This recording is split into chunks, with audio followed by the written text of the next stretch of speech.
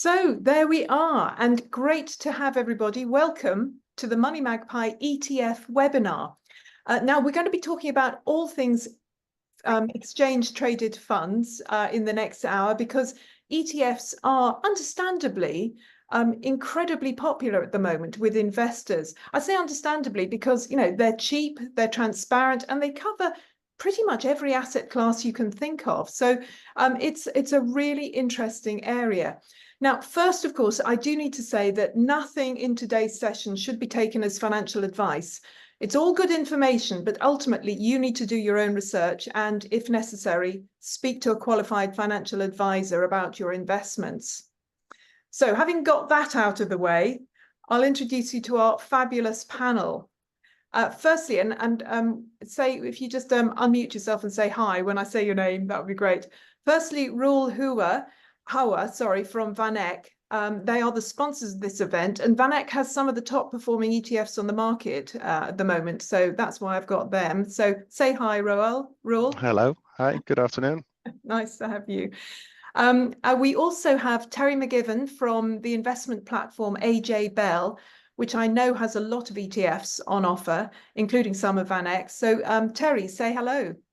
Hi guys, good afternoon. Hey. We also have MoneyMagpie's own investment editor, Ruby Layram, and Ruby came to us straight from the Motley Fool website and various other outlets, and we're grateful to have her. Say hi, Ruby. Hello, everyone. Now, in theory, we're supposed to have Moira O'Neill. Moira, are you there? Are you there? Somebody said that running a Zoom meeting is a bit like a seance. You're constantly going, are you there? We can't hear you. But I'm sure she will join any minute now. So we will have Moira at some point from the Financial Times. She's emailed me saying, yeah, I'll be there. So I'm not quite sure what's going on, but she will join us any minute. Now, the format for this hour is that I will start off with some questions and then I'll open it out to the floor. So get your questions ready, and you can either put your hand up with the reactions button or just put your question or comment in the comments section. For some reason, I can't see it now. I don't know why, but Ruby can. And so she's going to, read them out and let me know if there is one. So it's going to be okay. We'll be able to have your questions.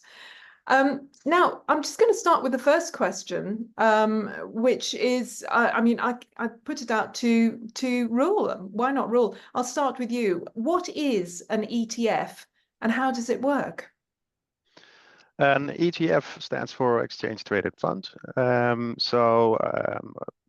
Probably everybody's familiar with mutual funds.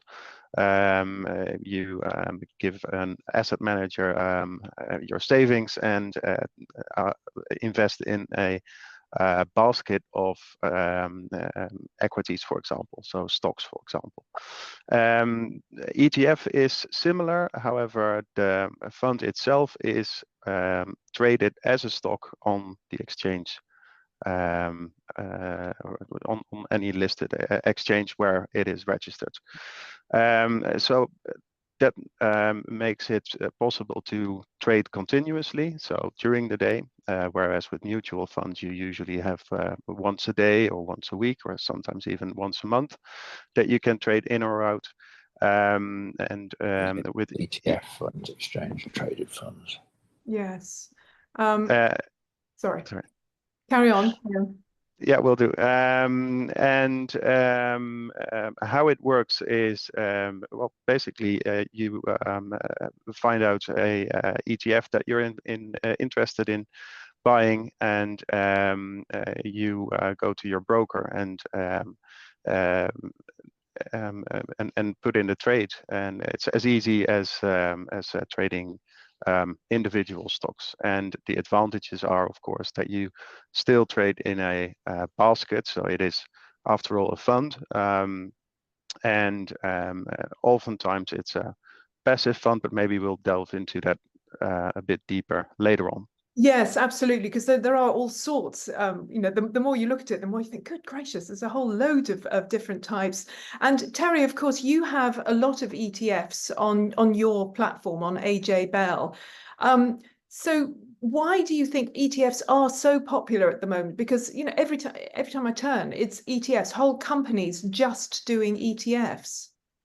Yeah, I think, index mutual funds have been a big part of the UK market. I think where you're seeing much more of a push in the ETF space is that a lot of the newer strategies, things that are coming out, which are trading thematics, which maybe we'll talk about a little bit later, or some of the smart beta products, a lot of ESG strategies, a lot of them are coming out in ETF form because I think the industry has just recognized that the actual ETF wrapper itself, which is all it is a wrapper. It's very similar, as Roel mentioned, to an index mutual fund. It just has, a secondary listing element. But the beauty of the ETF wrapper does enable it to be far more efficient in terms of trading and in terms of transacting in the underlying product. So I think a lot of the newer strategies that you're seeing come to market are using that ETF wrapper, which just means that anyone who wants to invest in things that are a little bit more up to date in terms of strategies,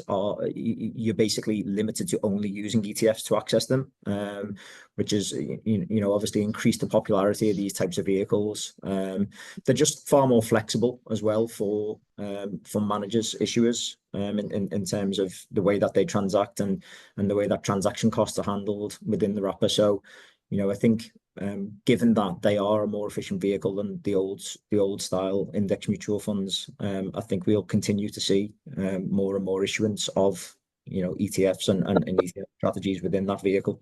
Yeah. Ruby, this is a big question, but what would you say are the main pros and cons of ETFs, of investing in ETFs?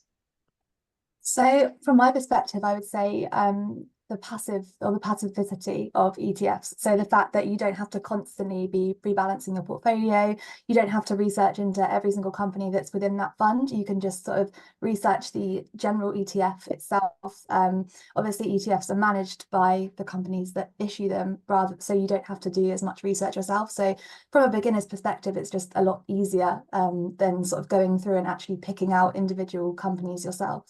Yes. When it comes to the pros, the cons, though, and actually maybe I'll ask Roel about this. The one thing that I've heard a few times, because I'm interested in gold as one of the assets, I've heard that there have been problems in the past with gold ETFs not actually having the gold in them that they said there were. Is that still an issue?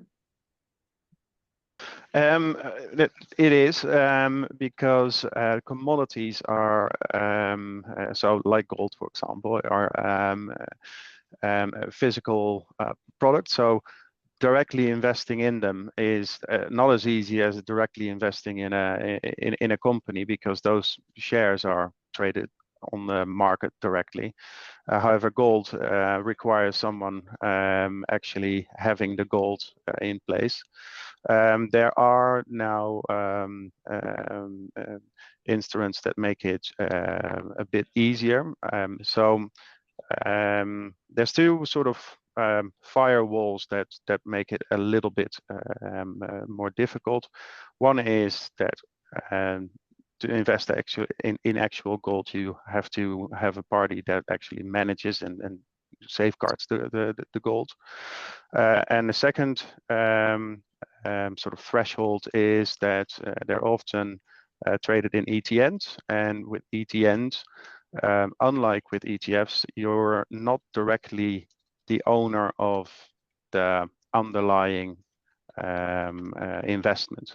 So an ETF, if we as an index provider for whatever, or sorry, as an ETF provider for whatever reason, go bankrupt, for example, then the underlying stocks underlying the ETF will still be end up with the investor. In ETNs, it's a different thing because that is basically a note, exchange traded note. So that is a debt security, and the issuer, if the issuer goes bankrupt, then you basically lose your money as well.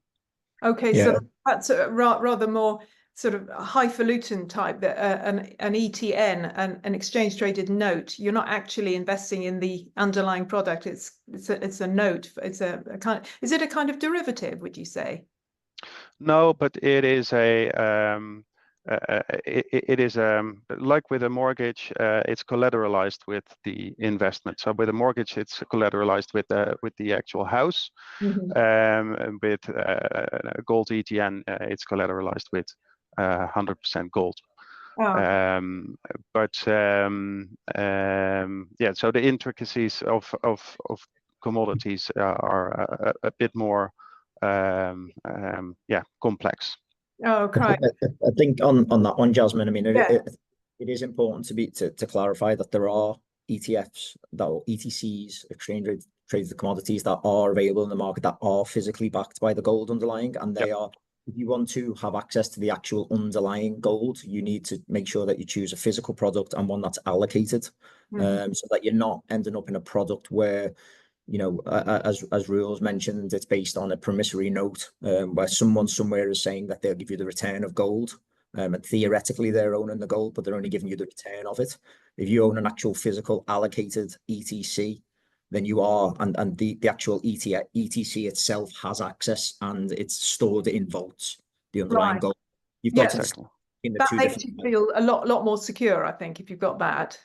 Yeah, absolutely. I think if you're going to invest in something like precious metals, you're probably doing it because you want that, you know, safety if things do go a bit pear-shaped in markets. And if you're going to invest in something like gold, then you probably want to be doing it in an ETC form, which is physical and allocated, because that way you know that the product itself has access to that gold. It's stored in a vault, and that gold isn't being what's called rehypothecated, i.e. lent out to the markets where they may not get it back.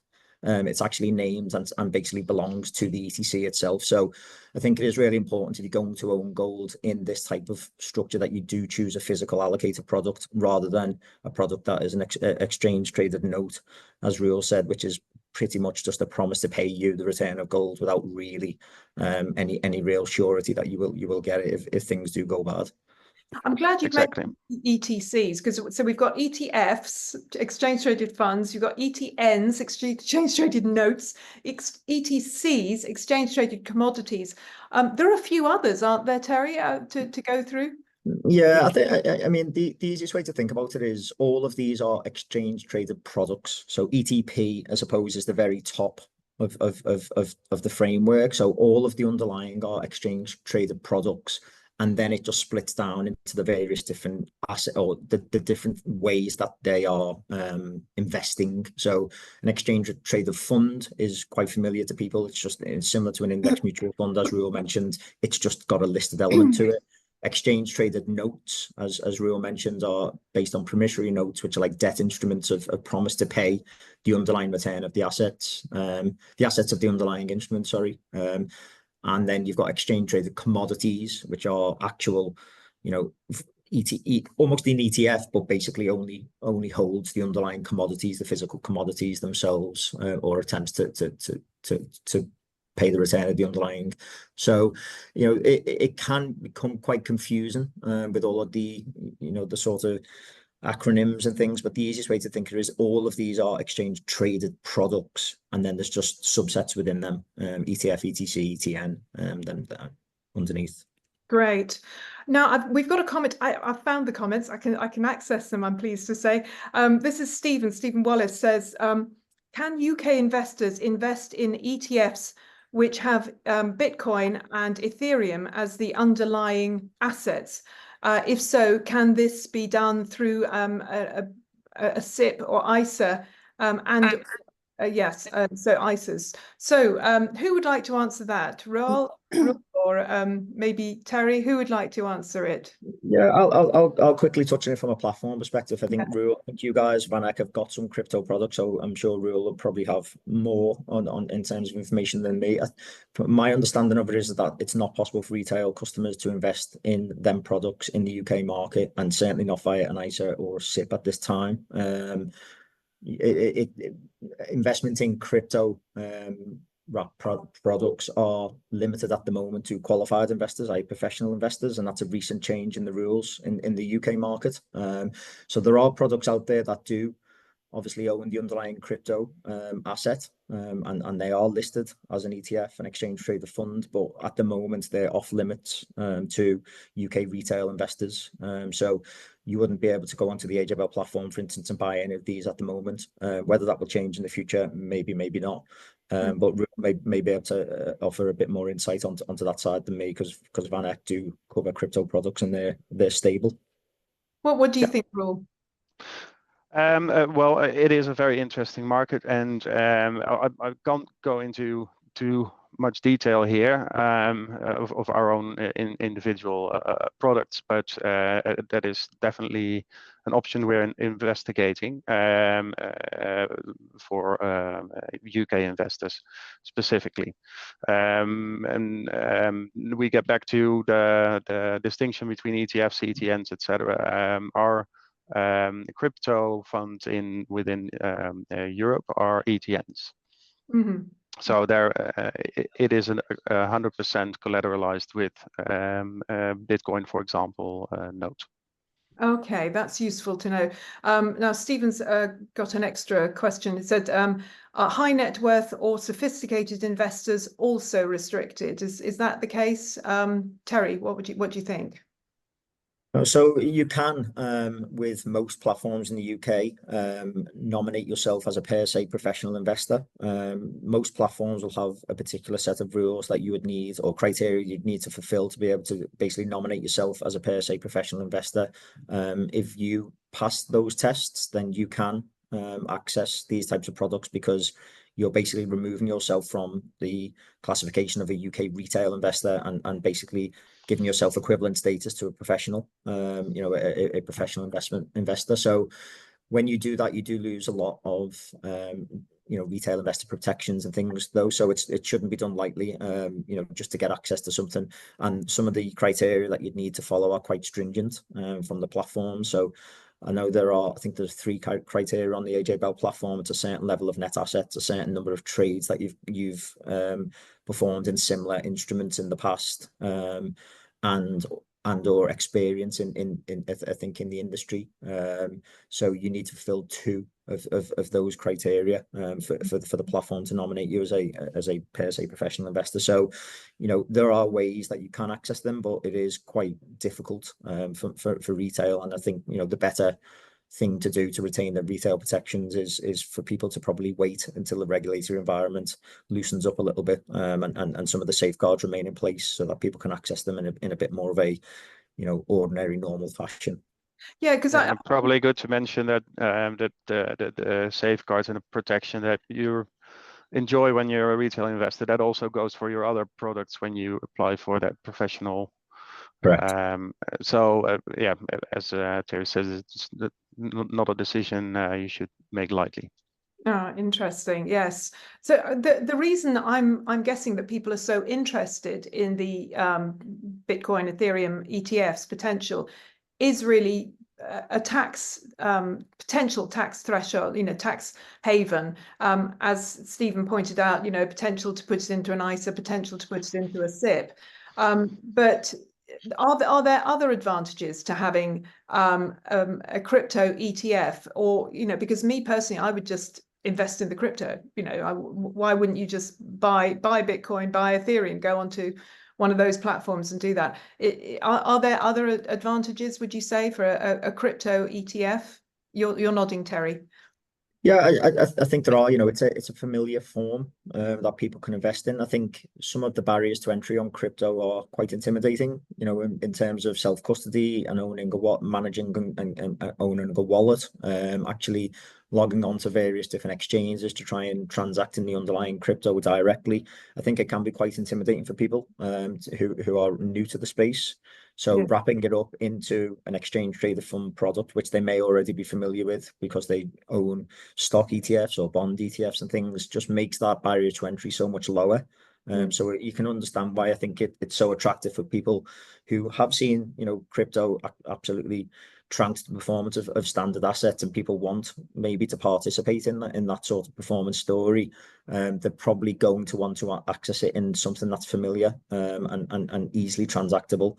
And as I mentioned, it fits in with their normal ways to access financial markets. So, I completely understand why people would want to own this in ETF form, and why issuers want to provide it to people in this very well understood format.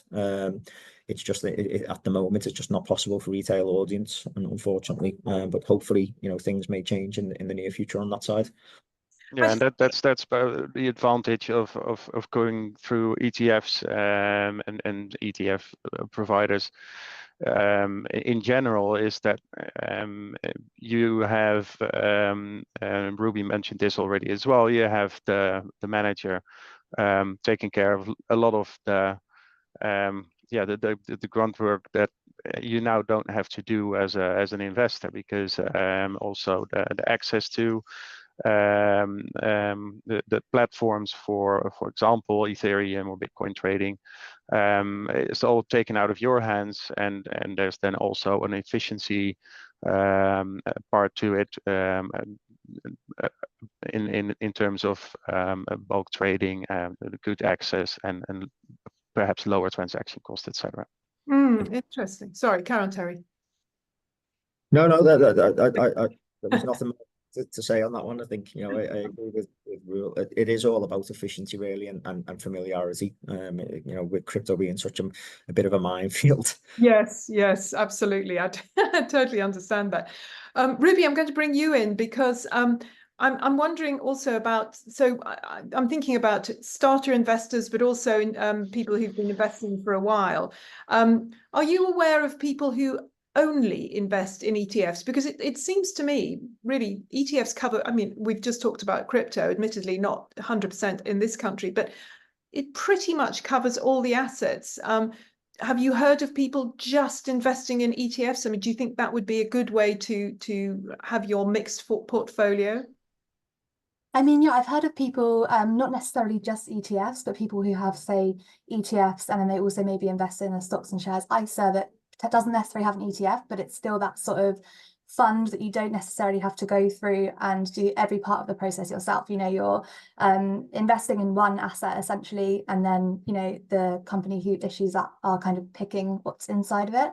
I mean, I think as long as you make sure that the ETFs you're choosing are diverse, it is a really good way to kind of create a portfolio that covers all corners of the market. And again, I think you maybe have to invest in several different ETFs to make sure that you're covering everything, if that is what you wanted to do.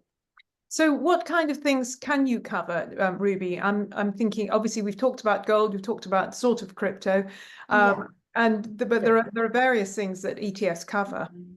Yeah, so you've got sort of the index funds that cover kind of the FTSE 100, the FTSE 250. So you're looking at sort of British stocks and shares, which is really popular at the moment. And that, again, is a really good way to create a portfolio that's diversified, but you're actually investing in the stock market in general rather than kind of gold or crypto, which is obviously a very different corner of the market. Yes.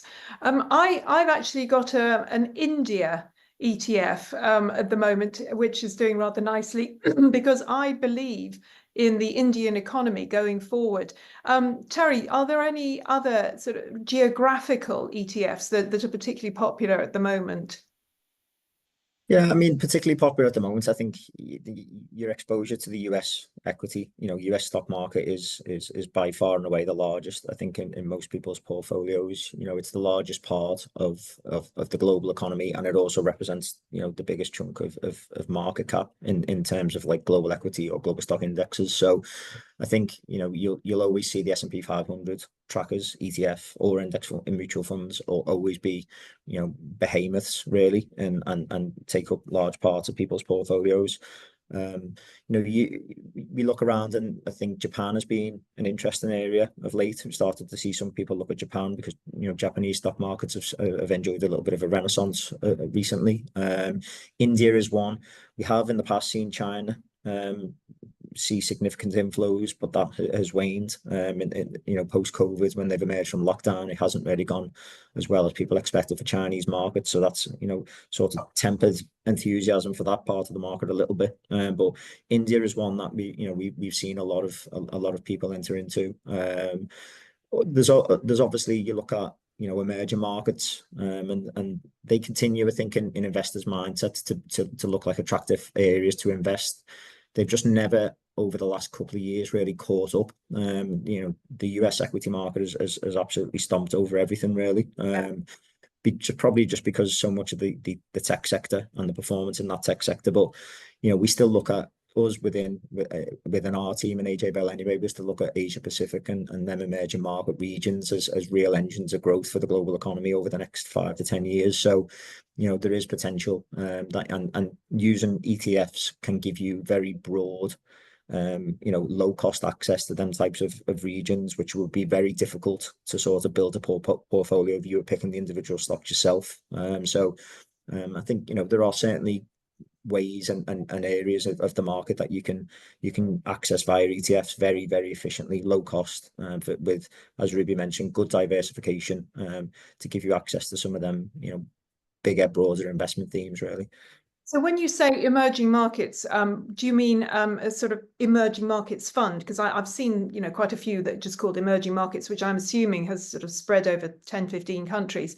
But you could, I assume you could also get, for example, a Vietnam ETF or a Mexico ETF, or South Africa. You know, yeah.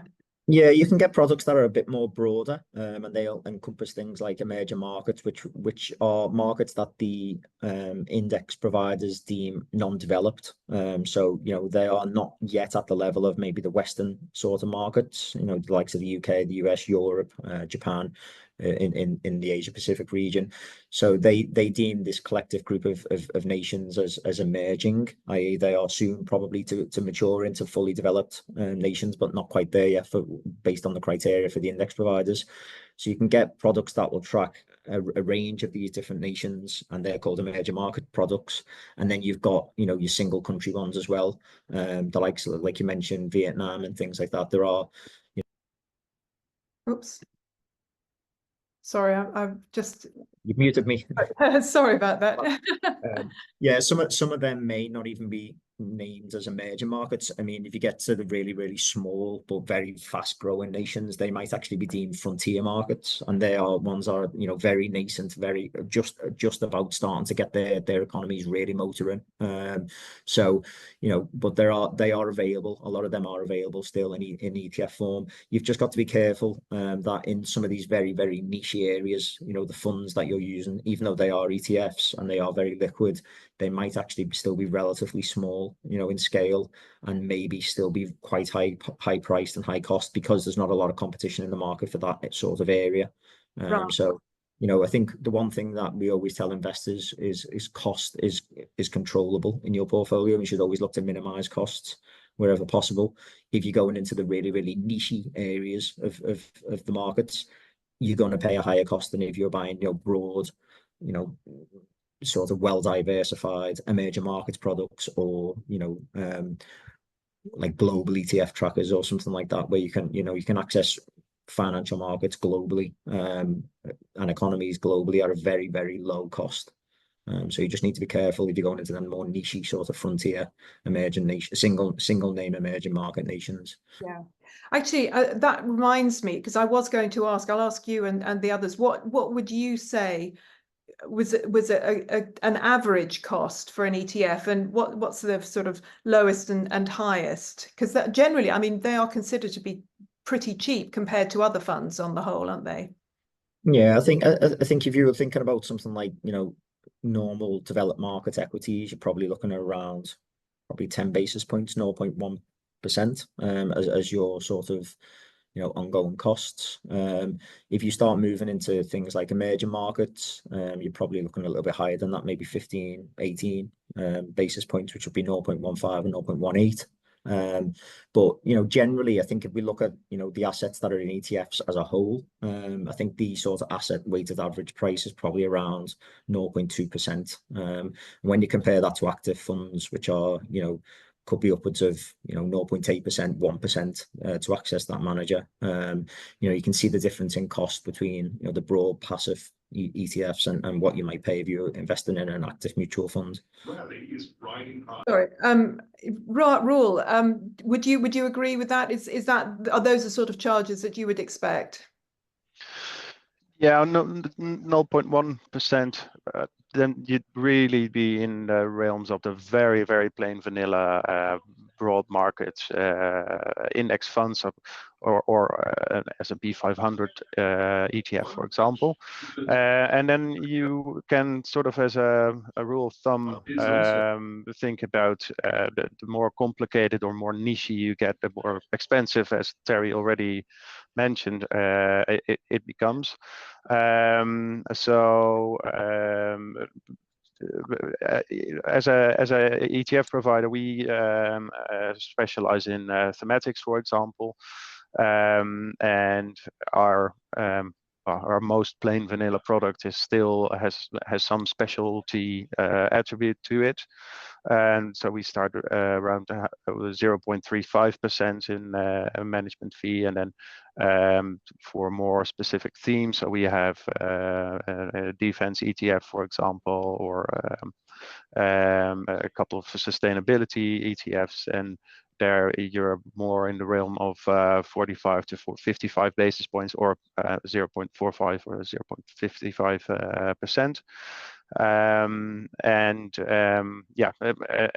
the more it becomes more niche, and active ETFs which we don't offer, are even more expensive, because there you also pay for the research that the active investor charges. Yes, we've got a comment here, a question from Jane, which I'll come to in a moment. But you've just reminded me there, Roel, mentioning defence, because it's a terrible fact that we are coming into a time, a worldwide time of difficulties. Let's be honest.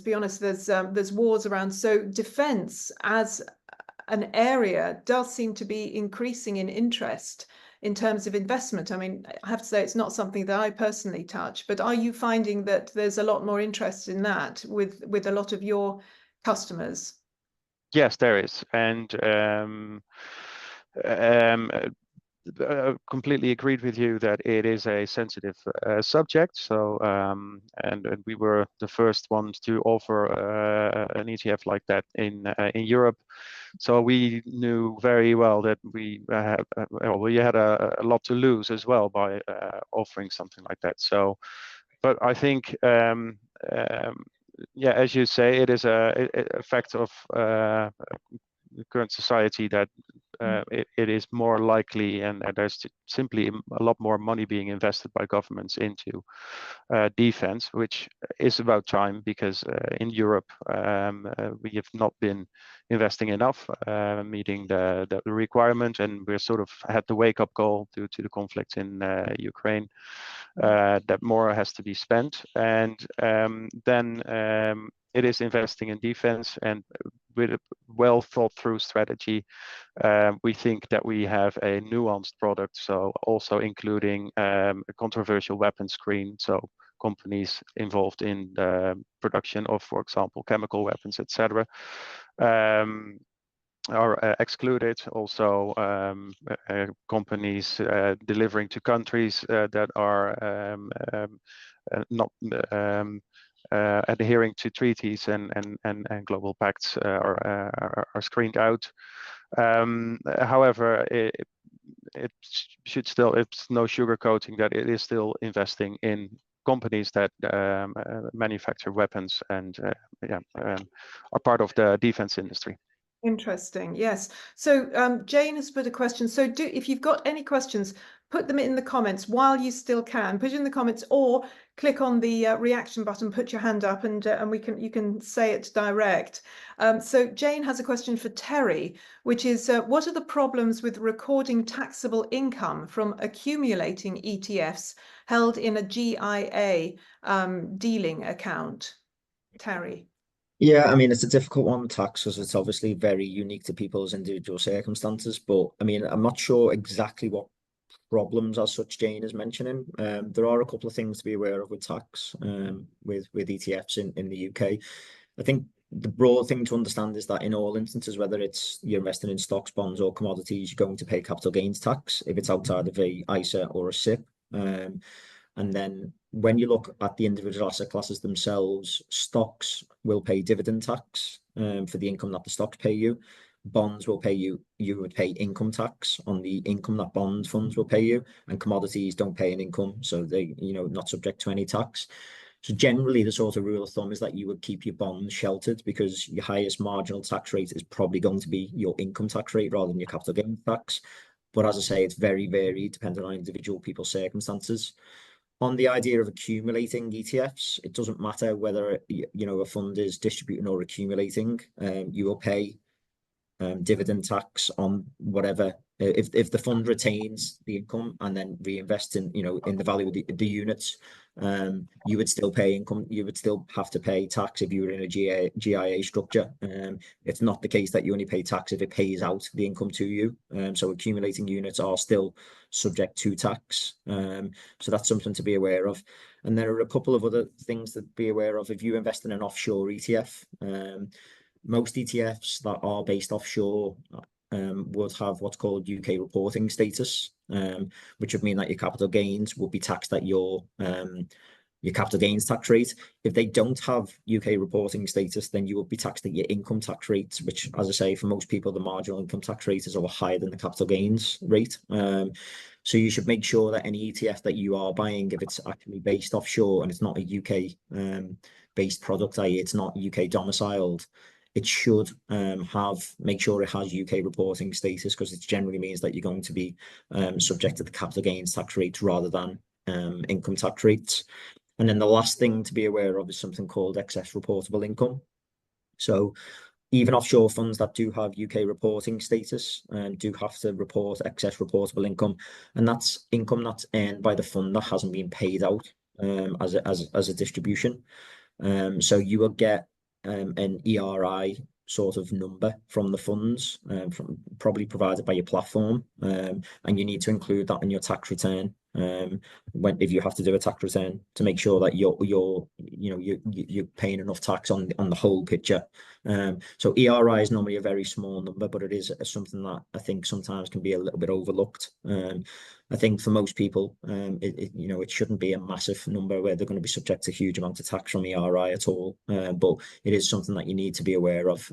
But my advice for most people would be make sure if you are investing in a GIA as opposed to an ISA or a SIP, make sure that you take appropriate tax advice for your individual circumstances, because it is very, very different for every single person. I wouldn't want to sort of try and give you can use rule of thumbs, but it's very difficult to give something that people can rely on for their particular tax circumstances. So just make sure any fund you are using, if it's outside of a wrapper, is at least a UK reporting fund, so that your marginal tax rate that you'll pay on any gains in that will be capital gains as opposed to income tax rates. Roel, is that something that you like to comment on as well? I mean, you're more about the products than the tax, I'm guessing. Yeah, well, it is also with my right eye looking at the other questions coming in, which is reminded me that if you need to look at the legal structure of a ETF as well. So in Europe, that would be, for example, UCITS, and then UCITS funds have tax benefits over, for example, an individual investor, or they have to go through all kinds of forms they need to fill out to be eligible for the same lower withholding tax rate that would apply for a UCITS fund, for example. In the Netherlands, we have yet another legal structure for the funds, which is called FBI structure, which has certain tax benefits for Dutch investors, because they can, with the Dutch tax regulator, reclaim all of their dividend tax. So you don't get a so-called dividend leak or leakage of the fund. So that's something to keep in mind, as well as, for example, looking at whether a gold ETC or ETF is really physically backed by gold. That's a very good point. And as you say, we've got a question from Raj, who says, can you please explain the tax forms we need to fill in for US stocks such as SPY ETFs? I assume that's the Standard & Poor's. S&P 500. Yeah. So I'll take that one if you don't mind. Yeah, So because basically with stock-based products, they will pay dividends and they will suffer withholding tax on them dividends. So basically, when you're a UK investor investing in American businesses, and you're doing it from a UK-based platform, for instance, they'll have you fill out, I think it's called a W8BEN form, which is, it basically allows you to register your status as a UK investor who's investing in the US, in these US stocks. And then when them stocks suffer a 30% withholding tax, basically by having that status, you can then recover the 15% of it, because the UK's taxation treaty with the US would allow you to only pay 15%, even though you would have otherwise suffered the 30% withholding tax on the dividends. So them forms just give you a little bit of protection, really, so that you're not paying as higher withholding tax rate on the dividends you receive from your US stocks as you would otherwise would be. So it's just a tax status that you can when you complete the forms, your platform would hold that on your behalf, that status. So it is to your advantage, obviously to fill them in, and obviously shelter yourself a little bit from some of the withholding tax.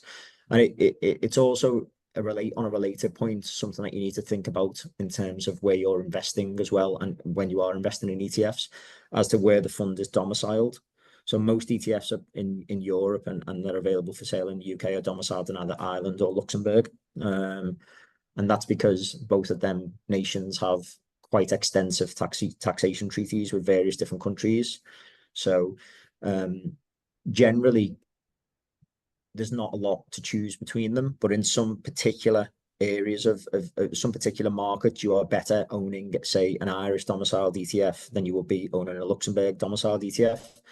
Like, for instance, one of them is US equities. If you're investing in US equities, if the fund is domiciled in Ireland, it only pays 15% withholding tax on dividends. If the fund is domiciled in Luxembourg, it pays 30%. So all else being equal, if you're running two funds that were priced exactly the same, investing in exactly the same underlying products, receiving the exact same dividends, the Irish domiciled fund would be 15% better off in terms of tax than the Luxembourg fund. So different areas and different regions have different treaties with these two countries. So generally, Ireland has the most extensive double taxation treaties. So generally, Ireland is the better domicile for UK investors to be accessing ETFs via. But that's not in the case in every instance. So it is one of them, as we mentioned at the outset. Do your own research and make sure that you understand how the fund domicile interacts with the region or the asset class and market that's being invested in by the fund.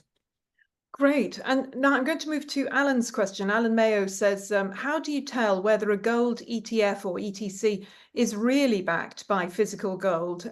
He says, I have one that has physical gold in the name. Is that enough to be trusted? Very good point. What do you think, Roel?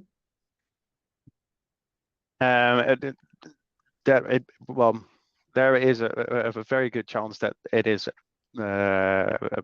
physically backed, because you can't just set up or give it a name and mislead the potential investors. But it is always good to, and you should always read at least the KIDs. So the KIDs or the KIIDs, it is in the UK, I believe, where the general attributes are prescribed, and that is done in a standardized way so that you can easily compare the one to the other fund, but also read the prospectus, and it should all be described in detail. Maybe a bit of a tough read sometimes, but make sure that you inform yourself and do your own research, as you said, and Terry just repeated at the outset. Now, this next question, Ruby, I'm going to bring you in here because another question from Raj, sensible one here. He says, like crypto, what's the point of buying a precious metals ETF, a gold ETF, silver ETF, platinum ETF, if we can buy the gold bullion directly? Now, Ruby, you and I, we've done quite a lot of articles, and we've even got an ebook on investing in gold and silver and precious metals. What's your view on this? So I suppose the first benefit is the storage. You don't have to worry about actually storing the precious metals, but just something I mean in terms of safety. You don't always want to have, gold bullions in your house, and then storing them elsewhere can be quite expensive. And I suppose the second benefit is actually the ease of selling the ETF. So you can trade it on an exchange just like you would stocks and shares. So during market hours, you're free to buy or sell. Again, it can be a lot more difficult to sell a physical gold bullion, or even if you're investing in, say, jewelry, you have to go to an actual sort of pawnbroker and sell it physically, which is more time consuming and more difficult at times as well. Of course, there's also, Ruby, there's online gold selling. I mean, like, I'm thinking Bullion Vault, I'm thinking Tally Money, I'm thinking the Pure Gold company, Glint as well. I mean, those are all online ownership of gold, which you never see unless you really want to. Apparently, you can go sometimes, to Zurich or wherever they're holding the gold. Would you say that rather than having an ETF, you'd be just as good to stick it into? I mean, actually, I think the Royal Mint does digital gold. So basically, digital gold rather than an ETF. I mean, again, I think the cost of the ETF is often slightly cheaper than buying it through the online bullion companies. Also, the diversification. I mean, when you're investing in a gold ETF, there might be several companies within that ETF. So you can sort of diversify and minimize losses, but also potentially take advantage. One company might see more profits than another, for example, whereas if you're just buying a bullion, it kind of your profit is directly related to the actual price of gold rather than the profits that the companies might be seeing. So I think the diversification is another kind of point to consider when you're looking at ETFs over just buying physical gold.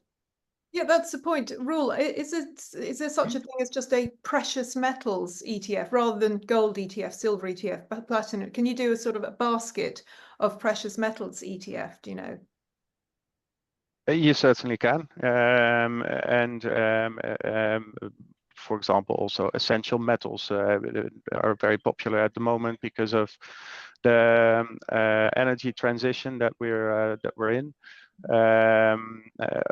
Those essential metals, or strategic metals, they're also called, are used in, for example, windmills and in the production of cars, or in hydrogen production as well.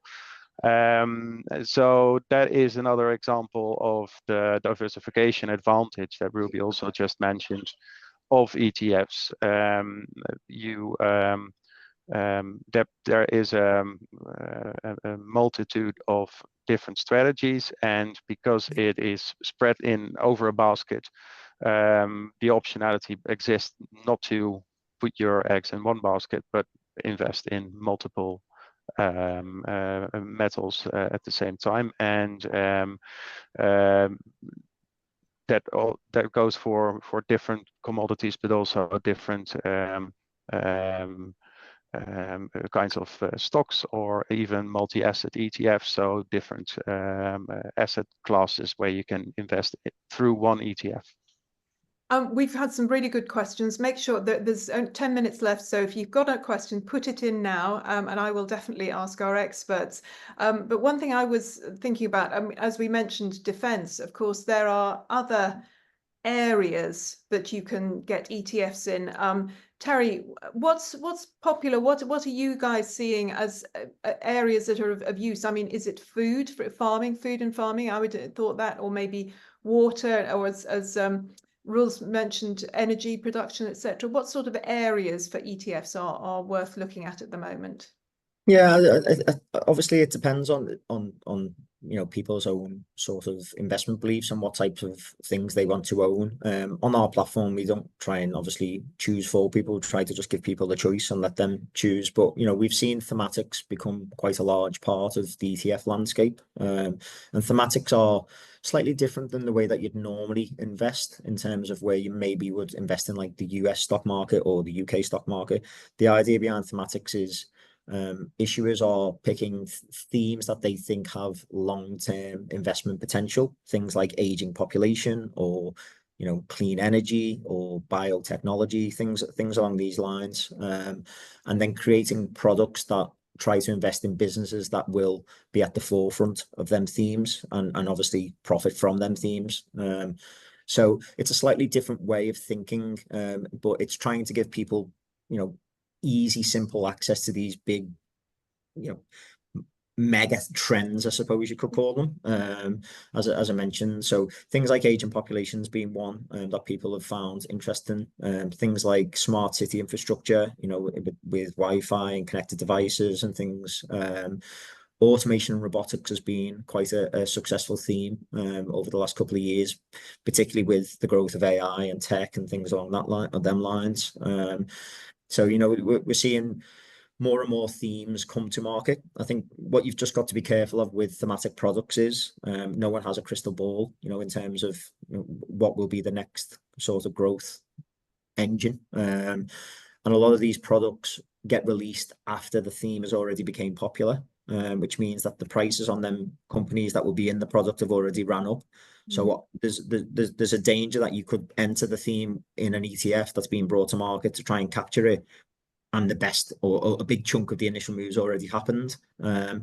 So I think if you look historically at the release of new thematic products, a lot of the time they sort of sink at first and then they find their feet, and then they carry on the upward trajectory. So you've just got to be careful that you're not ending up buying products that are too faddy, and trying to capture things that have already happened and moves that have already been made in them particular industries.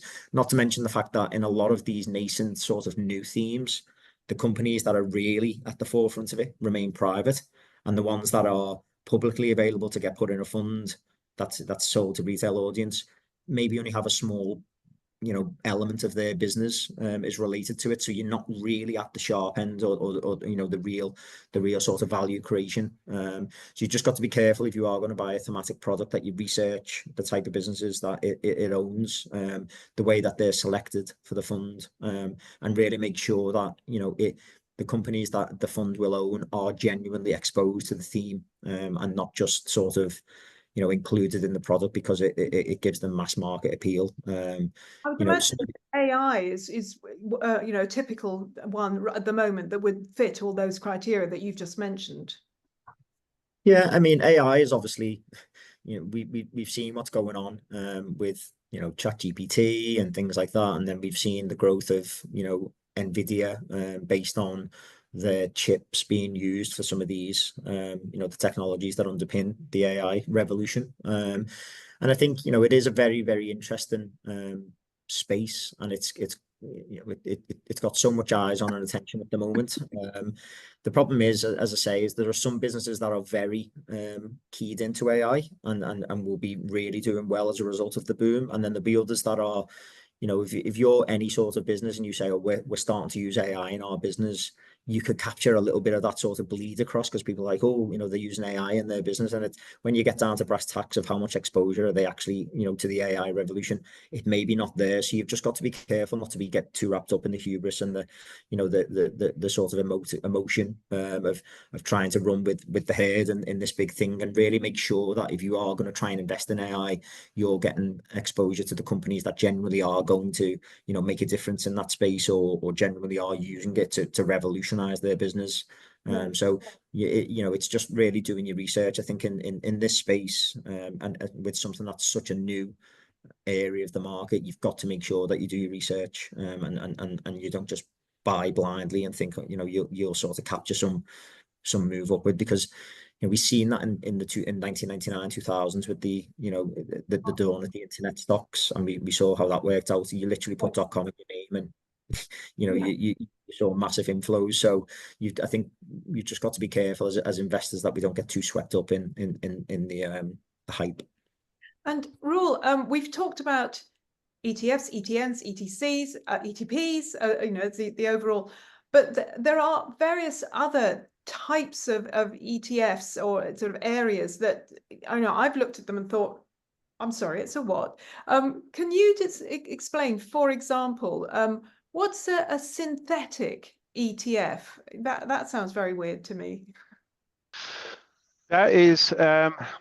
I just want to mention it's such a shame that Moira isn't in the call, because there was an interesting just tying into Terry's story piece in the Financial Times today about the returns and the expectations of the AI markets, with expectations being like 6% of GDP growth. Now they're a lot less optimistic already. So just getting back to that, sorry for that. What makes ETFs very interesting in terms of thematic investing is that it is very highly suitable for passive investment. And I'm getting back to your question, don't worry.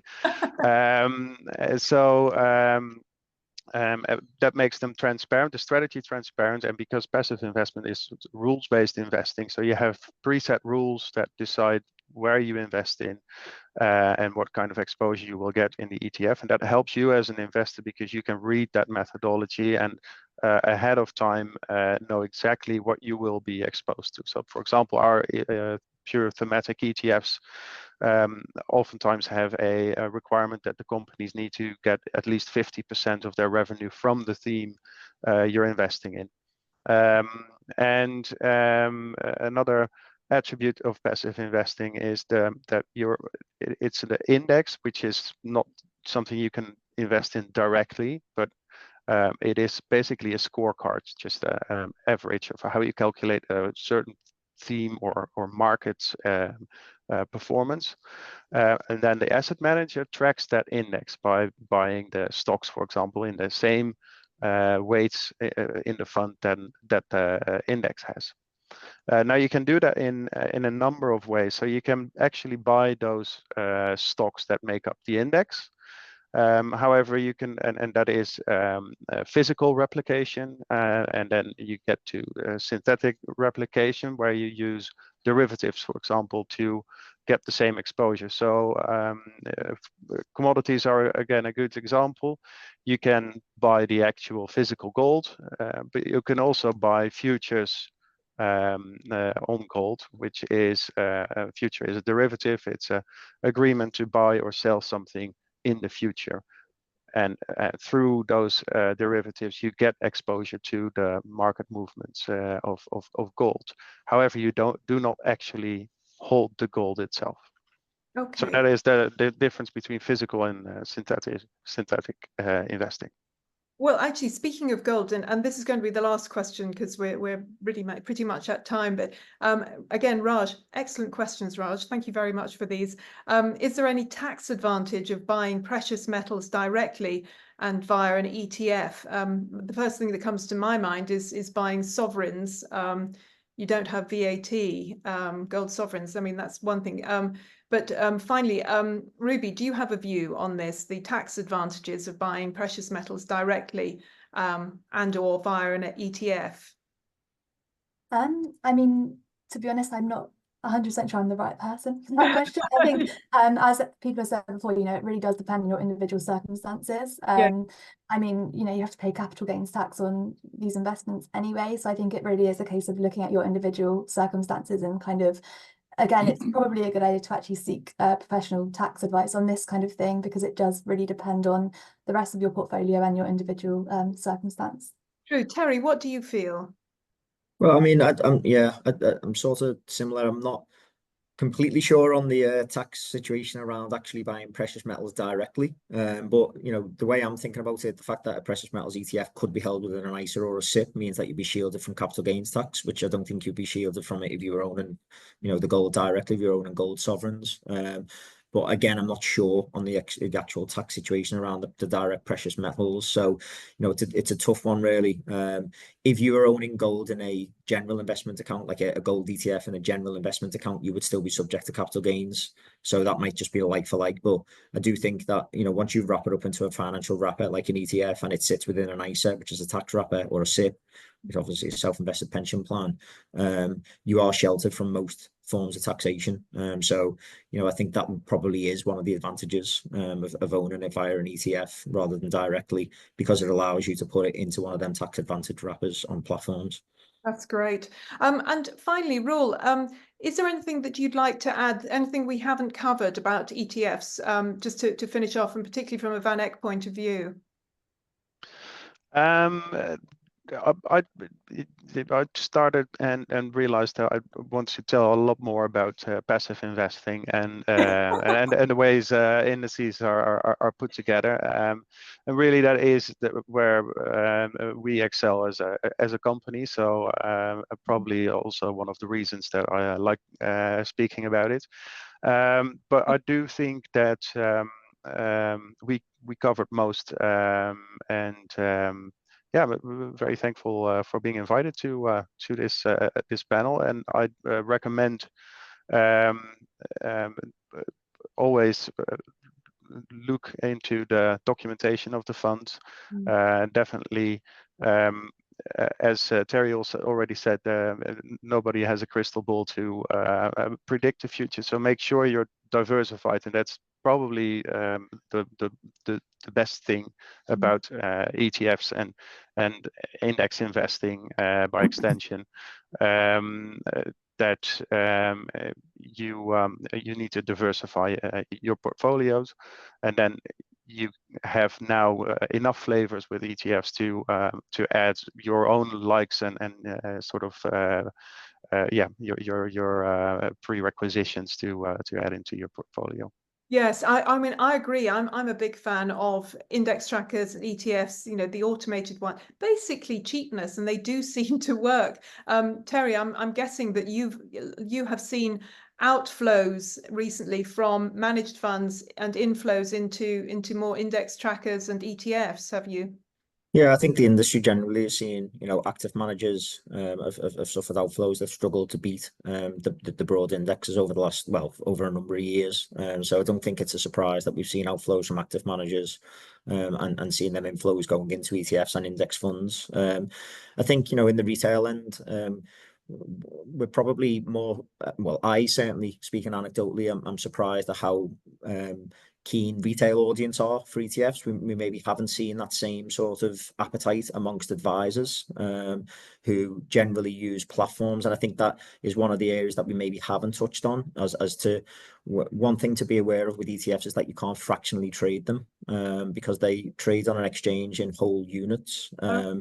So not being able to fractionally trade them at the moment in many places in many of the UK platforms does mean that for very small investment amounts, you can end up with a little bit of residual cash that you weren't able to invest, which is why in a lot of the advisor-led portfolios, which are run as model portfolios on platforms, they still have a preference generally for index funds. But certainly within our team, on the AJBL investments team, we run model portfolios for advisors. We use ETFs extensively, and you can still use them in that setting if you're sensible of how you construct the portfolio and things. So, I think fractional trading probably will come to the UK. It's big in the US, and I think it's been a big benefit for the US market for ETFs. I think it will come to the UK, but it's just something to be aware of, that if it's a high priced ETF, say it's 150 quid a unit price, and you've only got £100 to invest, you're not going to be able to buy a whole unit, which is where index funds can still offer a bit of an advantage because they are fractional by nature down to places or something. So, I think that's one area just to be aware of. But we have seen on the platform, I think, we've seen big uptake for ETFs amongst the retail audience. And, speaking me personally, I'm quite heavily sort of involved in the ETF space for AJ Bell and generally. So, you know, it is great to see. I think it's a great wrapper. We're seeing a lot of innovation in that space, really low cost, broad diversification in many strategies. And, you know, I think my final sort of comment to people will be just, as Roel said, just do your research. You know, generally I would advise people to keep it simple. You know, the more and more you try to be clever, the more you pay in costs, and the more things that you've got to keep a handle on. You know, build your portfolio to be broad, diversified, low cost, and generally, you know, you'll probably have a much better investment outcome than if you were trying to be too clever and you know, trying to pick bottoms and tops in markets and buying all these weird and wacky things that are costing much more than was probably necessary. So yeah, just keep it simple, I think, will be my final point. Excellent. Dennis says, thank you very much. Very interesting. I'm glad you've enjoyed it, Dennis. That's really good. And Jane as well. Thank you so much. Before we leave, Ruby, could you tell people about our wonderful newsletter, the MoneyMagpie investing newsletter? It comes out every other Saturday. Ruby runs it. I have a comment in it as well. So tell us why people should sign up to our amazing newsletter, Ruby. Yes, so we send the newsletter out every 2 weeks, and we cover sort of all the main stories that are in the news to sort of help you stay informed and you know, understand what's going on in the market. We try and do it in a way that's quite easy to digest. You know, it's not too long. You're not having to kind of read through huge news stories. It's just really bite-sized snippets.